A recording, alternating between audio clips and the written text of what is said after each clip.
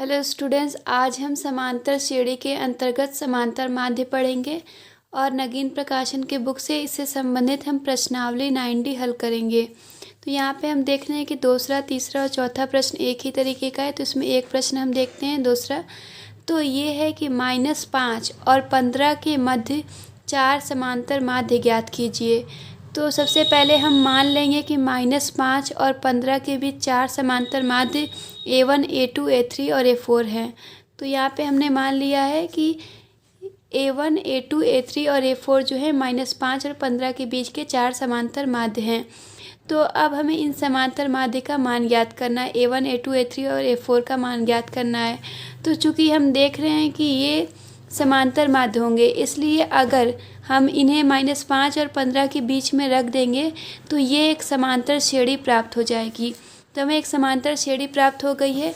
अब इस श्रेणी को हल करके हमें सारे मान ज्ञात करने हैं समांतर माध्य के। तो समांतर माध्य के सभी प्रश्नों को हल करने हैं। तो सबसे पहले हम डी का मान ज्ञात करते हैं। तो डी का मान क्या होगा, इसको हम निकालने के लिए फॉर्मूले का यूज़ करेंगे, एनवा पद का formula. Tn = a + n - 1d, जहाँ ए श्रेणी का प्रथम पद होगा, डी सर्वांतर होगा, एन यहाँ पे जो है पदों की संख्या होगी और ये nवां पद होगा। तो अब मान लेते हैं कि अंतिम पद को देखते हैं। तो यहाँ पे टोटल हमारे पास 6 पद हैं, तो ये छठा पद हो जाएगा। तो इस तरीके से हम देख रहे हैं कि यहाँ पे T6 की वैल्यू हो जाएगी 15, छठे पद की वैल्यू 15 है। पहला पद ए का मान यहाँ पे -5 है और एन का मान यहाँ पे पदों की संख्या 6 है। अब यहाँ हम मान रखते हैं। तो T6 की वैल्यू है यहाँ पर 15, प्रथम पद ए का मान है -5 और पदों की संख्या यहाँ पर 6 है। तो 6 - 1 करेंगे तो यहाँ पे हो जाएगा 5 और डी की वैल्यू हमें ज्ञात करनी है। तो 5 को इस साइड ले जाएंगे तो 15 से ये प्लस होकर 20 हो जाएगा और इधर हो जाएगा 5d। तो यहाँ से हम डी की वैल्यू निकालेंगे, 5 को इस साइड भेज के वैल्यू आ जाएगी 4। तो इस तरीके से सर्वांतर का मान हम ज्ञात कर लिए हैं। अब हमें समांतर माध्य A1, A2, A3 और A4 का मान ज्ञात करना है। तो चूंकि हम देख रहे हैं कि ये एक समांतर श्रेणी और इस समांतर श्रेणी में A1 जो है ये दूसरा पद है। तो अगर पहले पद में हम सर्वांतर को जोड़ देते हैं तो दूसरा पद प्राप्त होता है, दूसरे पद में सर्वांतर को जोड़ते हैं तीसरा पद प्राप्त होता है और तीसरे पद में जोड़ते हैं, इस तरह से हमें चौथा, इस तरीके से सारे पद मिलते हैं। तो हम देख रहे हैं जो दूसरा पद है जो A1 है, तो ये A1 मिलेगा अगर हम प्रथम पद में यानी A में अगर हम सर्वांतर D को जोड़ देते हैं। तो A का मान है यहाँ पे -5 और D का मान है 4। तो इस तरीके से A1 का मान हो जाएगा -1। अब हम A2 का मान देखते हैं। तो A2 का मान हमें प्राप्त होगा A + 2D से, यानी इसमें भी हमें अब D प्लस करना है। इसमें सर्वांतर को जोड़ेंगे तो ये हमें मिलेगा, तो इसमें और D ऐड करेंगे तो A + 2D हो जाएगा। अब हम मान रख देते हैं। तो यहाँ पे हम मान रखेंगे तो हमारी वैल्यू आ जाएगी 3। फिर इसके बाद हम A3 निकालते हैं। तो ये हो जाएगा A + 3D। A और D की वैल्यू रख के हम यहाँ पे निकालेंगे तो 7 हो जाएगा। फिर A4 की वैल्यू निकालेंगे A + 4D से, तो इसकी वैल्यू इसमें भी 4 ऐड करके 11 आ जाएगा।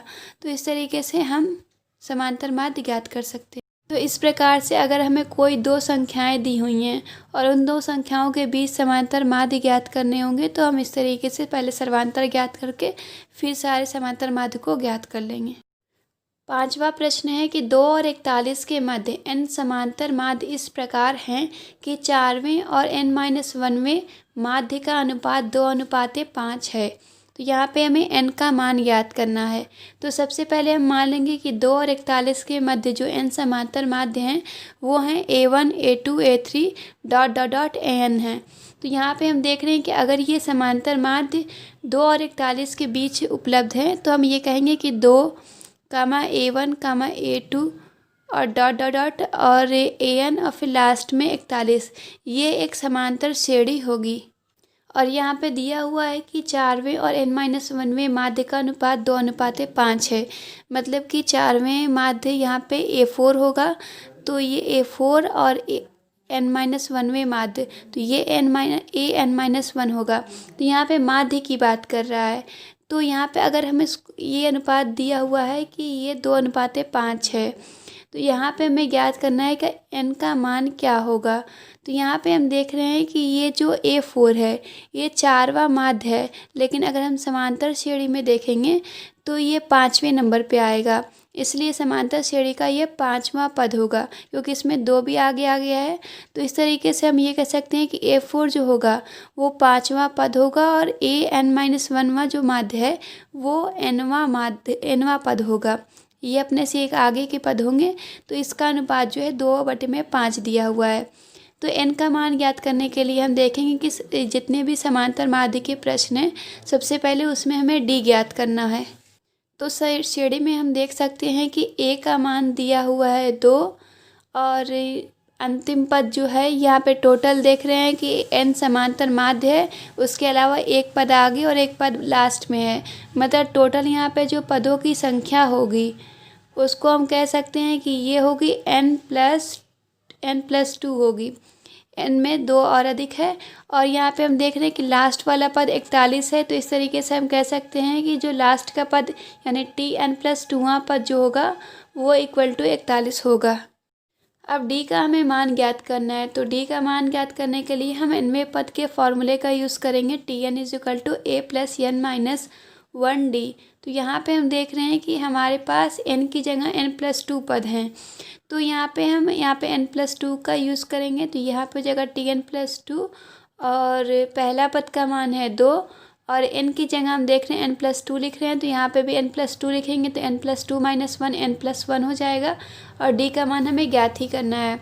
तो हम देख रहे हैं हमारे पास Tn+2 की वैल्यू भी है, तो इसको रख देंगे 41 में से 2 माइनस कर देंगे तो यहाँ पे 39 आ जाएगा। तो ये हो जाएगा 39 और इस साइड n+1 d आ जाएगा। तो यहाँ से हम देख रहे हैं d की वैल्यू हो जाएगी 39/n+1। तो यहाँ से हमें d की वैल्यू ज्ञात हो गई है। तो इस प्रकार n के पदों में हमारे पास d की वैल्यू ज्ञात हो चुकी है। अब जो हमें प्रश्न में दिया हुआ है उसके हेल्प से हमें यहाँ पे n का मान ज्ञात करेंगे। तो यहाँ पे हम देख रहे हैं कि ये जो Tn है T5 है, ये 5वां पद है और 5वें पद का फॉर्मूला जो होगा इस वाले फॉर्मूले का यूज़ करेंगे।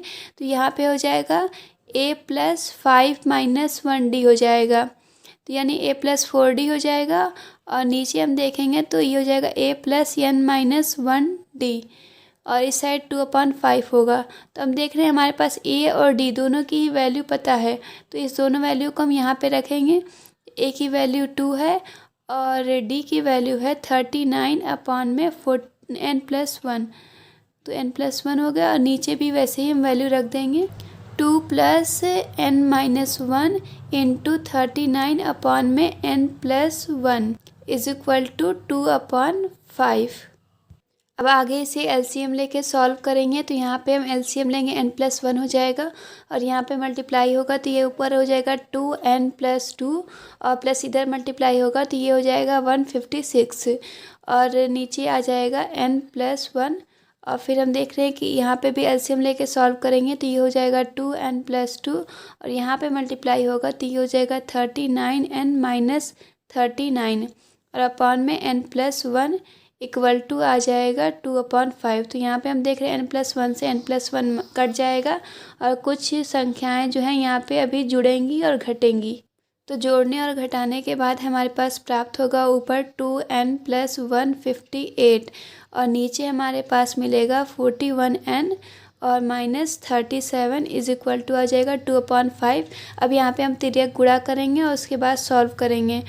तो तिर्यक गुणा करेंगे तो इधर हो जाएगा 10n और प्लस यहाँ पे हो जाएगा 790 इतना हो जाएगा और फिर इस साइड हम देखते हैं मल्टीप्लाई करेंगे तो ये हो जाएगा 82n और इस साइड मल्टीप्लाई करेंगे तो ये हो जाएगा 74। इसके बाद हम n वाली संख्या को एक तरफ कर लेंगे और यहाँ पे माइनस होकर 72n हो जाएगा और इस साइड ले जाएंगे तो ये प्लस हो जाएगा और प्लस होकर यहाँ पे आ जाएगा 864 हो जाएगा। तो 864 हो गया। तो यहाँ से हम n की वैल्यू देख रहे हैं ये हो जाएगा 864/72। अब इसे हम 9 से कटाते हैं तो ये हो जाएगा 9×8 = 72 और यहाँ पे कटाएंगे तो 9×9 = 81 और फिर 9×6 = 54। अब 8 से कटा देते हैं तो 8×1 = 8 और 8×2 = 16। तो इस तरीके से n की वैल्यू यहाँ पे आ जाएगी 12। तो इस तरीके से आंसर हो जाएगा 12। 8वां प्रश्न है कि यदि a और b का समांतर माध्य a पे घात n प्लस 1 प्लस b पे घात n प्लस 1 बटे में a पे घात n प्लस b पे घात n है तो n का मान ज्ञात कीजिए। तो यहाँ पे हमें दिया हुआ है कि a और b का जो समांतर माध्य होगा वो इतना है, तो n का मान क्या होगा। तो अगर हम सिंपली देखें, अगर हमारे पास दो संख्याएं हैं a और b और हमें उसका समांतर माध्य निकालना है, तो ये इक्वल हो जाएगा a प्लस बी बाई 2 के। अब चूंकि प्रश्न में दिया हुआ है कि इसका मान जो है ये है a इतने के बराबर, तो इस तरीके से हम देख रहे हैं कि इसको और इसको हम इक्वल कर सकते हैं। तो यहाँ पे हम लिख सकते हैं कि a और b का जो समांतर माध्य है वो इतना है। तो यहाँ पे हम इसको लिखते हैं, यहाँ पे हो जाएगा a पे घात n प्लस 1 प्लस b पे घात n प्लस 1 और बटे में a पे घात n और प्लस b पे घात n, इसका मान हम रख देते हैं और यहाँ पे इस साइड इक्वल टू है ये a प्लस बी बाई 2। अब इसको हम हल करेंगे और हल करके यहाँ से हम n का मान ज्ञात करेंगे। तो चूँकि हम देख रहे हैं कि इस साइड मल्टीप्लाई करेंगे तो ये हो जाएगा 2 गुणे a पे घात n प्लस 1 और प्लस 2 गुणे b पे घात n प्लस 1, और इस साइड अगर हम मल्टीप्लाई करेंगे तो हम देखते हैं ये हो जाएगा, यहाँ से मल्टीप्लाई होगा तो इक्वल टू a और a पे घात n का गुणा होगा। तो यहाँ पे और यहाँ पे हम देख रहे हैं ये गुणा होगा बी एन गुणे ए, फिर हम b का गुणा इसमें करेंगे, ये हो जाएगा a n गुणे b और फिर इसका गुणा b का गुणा b n में होगा तो ये हो जाएगा b n गुणे b। तो अब हम देखते हैं यहाँ पे हो जाएगा 2a पे घात n प्लस 1 2b पे घात n प्लस 1 इक्वल टू, यहाँ पे हम देख रहे हैं कि अगर आधार समान होता है तो घातें जुड़ जाती हैं। तो इस तरीके से दोनों की घातों को जुड़ने से यहाँ पे a पे घात हो जाएगा an प्लस 1, ये तो वैसे ही रहेगा और क्योंकि इनके आधार अलग अलग हैं, यहाँ पे हम देख रहे हैं फिर से आधार समान है तो इसकी घातें भी जुड़ेंगी और ये हो जाएगा bn प्लस 1। तो इस साइड हम देख रहे हैं यहाँ पे भी an प्लस 1 है, तो यहाँ पे इस साइड अगर हम लाएंगे या फिर इसको हम इस साइड ले जाएंगे तो इससे माइनस हो जाएगा, तो यहाँ पे माइनस होगा, ये 2 माइनस में हो जाएगा तो बड़ी वाली संख्या माइनस में होगी तो घट के हमारा आंसर जाएगा वो माइनस में रहेगा यहाँ पे, तो हो जाएगा माइनस an प्लस 1। इसको भी इस साइड ले जाके माइनस करेंगे तो यहाँ पे आएगा माइनस 2 bn प्लस 1, तो इसको माइनस करेंगे तो माइनस आ जाएगा माइनस bn प्लस 1 के, और इन पदों को भी हम लिख लेंगे। तो यहाँ पे हम देखते हैं bn into a plus an into b और यहाँ पे हो जाएगा माइनस bn प्लस 1। अब हम देखते हैं कि इन दो पदों में से हम a को कॉमन ले सकते हैं और इन दो पदों में से हम b को कॉमन ले सकते हैं। तो यहाँ पे हम कॉमन लेंगे, तो a को कॉमन लेंगे तो यहाँ पे आएगा माइनस a पे घात n प्लस हो जाएगा यहाँ पे bn। इस साइड हम देखते हैं कि कॉमन ले रहे हैं हम b को, तो b को कॉमन लेंगे तो हमारे पास an बचेगा। अब चूंकि इसमें हम देख रहे थे कि माइनस an बच रहा था, तो या तो हम यहाँ पे माइनस को कॉमन ले लें या फिर यहाँ पे भी माइनस को कॉमन ले सकते थे, तो जिससे ये प्लस में हो जाता और यहाँ पे भी प्लस में आता।